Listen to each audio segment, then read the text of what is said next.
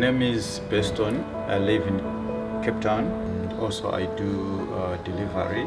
Interbet helped me to realize my dreams. Now I have my own delivery vehicle and I'm able to do the removal in and around Cape Town.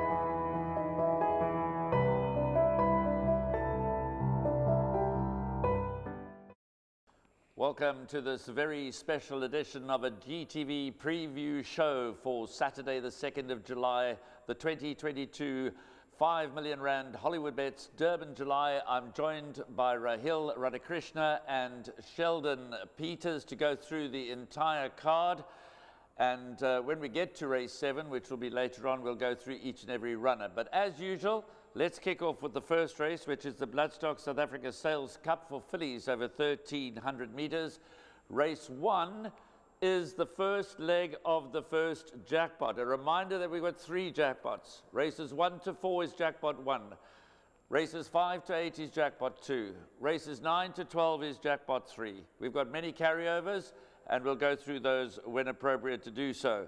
But I'm going to start with Rahil. Not an easy race to start the card. First leg of the first jackpot. Have you been able to narrow this down for us? Not at all, Graham. I'm including around 5 horses into the first leg of the jackpot. I think you can make a case for quite a few horses in this lineup. I mean, the likes of Butterfly Beauty. She's a runner that's attracted a lot of betting support from 7-1 into 33-10. And then Canadian Summer is a runner that from the Darramore yard, she did win the Devonair Stakes and she does look to be above average. So we'll obviously see how she goes in the lineup. And what's interesting is that the two horses that are 2-time winners are both individuals that do hang badly. So we'll obviously have to see how they do go around the turn. I think Canadian Summer, the preference would be for her, as she has had the course experience. But I'd like to hear what Sheldon does fancy in this lineup. I'm going to ask Sheldon specifically to start off with 2 horses from the Billy Raters stable, because Billy Raters is not a name familiar to many. He hasn't been training in his own name for very long. And here he is on the biggest stage of all in the opening race with 2 runners that appear to have life chances, and he's got Pierre Stratham and Gavin Lorena riding for him. 2 individuals of top-class quality, and I think number 7, Miss Daisy, will be the horse they all have to beat. So I'm going to be with the stable. Is a horse that does hang out. Pierre Stratham's the man for the job, and all you have to do is look at the run to Miss Cool, Ma Ronnie, and then the second to Sweet Pepper, who came out to win the Grade 1 Alan Robinson. So I think even if she hangs out, she's going to be tough to beat. Number 8, Canadian Summer, also hangs out. They're drawn alongside, so we'll see who hangs out the worst on the day. And then after that, you look at number 1, Butterfly Beauty. But I think 7, Miss Daisy, and number 8, Canadian Summer, for me, they'll be good enough to go through. One other just I want to ask you guys about is number 12, Feather Boa. Stuart Pettigrew, Richard Free has an awkward draw 12, has had the 2 promising runs. Will you be throwing Feather Boa into the first leg of your jackpot, Sheldon? I'll leave her out. I'll take my chances on the exposed form. I think the balance of the field will have her as far as the win goes. Not saying that she can't run into the money, but I think it's a tough ask.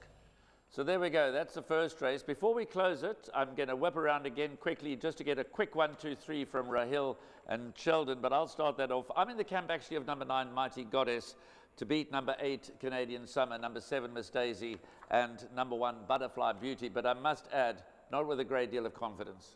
I'm going to be with number 1, Butterfly Beauty, to beat the 8, Canadian Summer, then number 12, Feather Boa, and number 7, Miss Daisy. Sheldon, you have last word. I'm having number 7, Miss Daisy, to beat 8, Canadian Summer, and number 1, Butterfly Beauty, and then 9, Mighty Goddess. There we go. That's the first race off at 11:50, the first leg of the first of 3 jackpots on the day.